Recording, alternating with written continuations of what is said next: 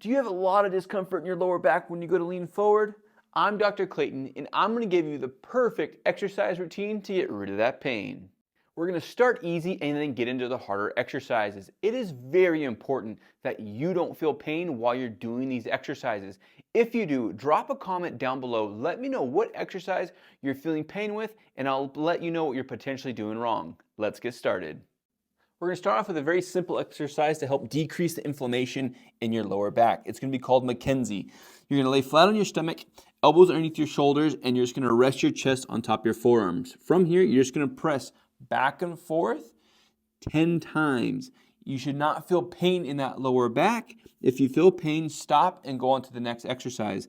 But what this is doing is just helping flush that inflammation out of your lower back. After doing 10 times, you can even hang out here for about 30 seconds and just to get some more relief. From the McKenzie position, you're going to go up onto all fours, trying to keep your back nice and straight the entire time. You want your hands slightly out in front of you, your knees just wider than your hips.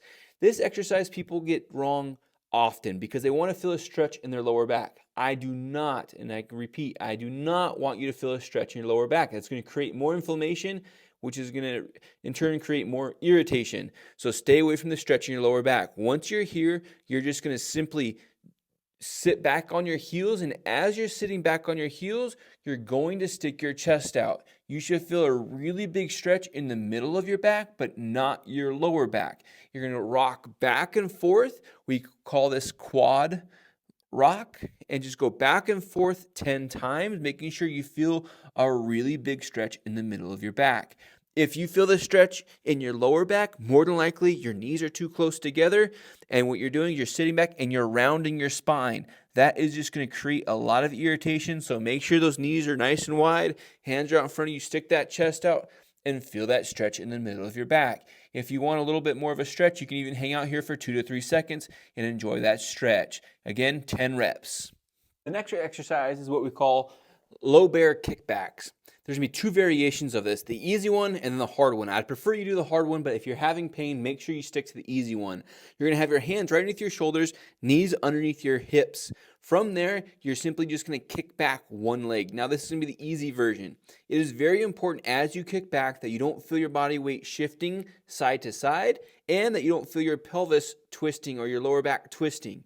That's going to create more inflammation and, again, more irritation. Really just try to kick that leg straight back. You don't need to go up. As you can see, I'm arching my back if I go up. So just kick straight back. Keep that core engaged the entire time. Now, this is the variation I want you to try to do. You're going to stay in that same position, but you're simply just going to lift your knees an inch off of the ground. From there, kick back one leg. Try to engage that core the entire time, kicking back and forth, alternating legs. If you need to set down your knees just for a split second to take a break, feel free to, but try to get to 10 reps all together without putting those knees down and not twisting that lower back. From this low bear position, you're going to walk your hands to where they're out in front of you. You're going to open up your knees and bring your heels together.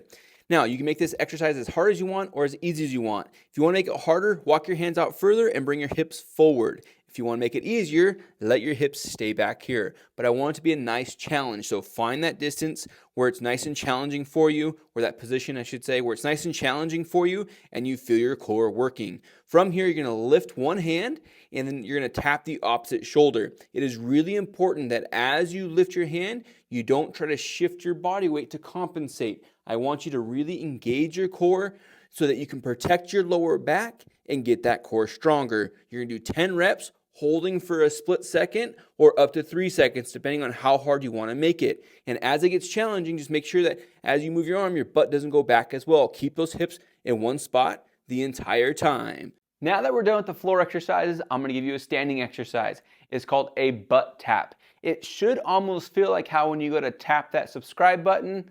Since we're talking about it, if you don't mind hitting that subscribe button, it'd be greatly appreciated. It allows me to keep making videos so I can help people stay pain-free so they can keep doing what they love. Now, back to the exercise. So, a butt tap. You're going to stand about 6 inches away from the wall. Hands are going to be out in front of you. From here, you're going to have a soft bend in your knees. Reach your hands out and try to get your butt to touch the wall as you're starting to reach out in front of you.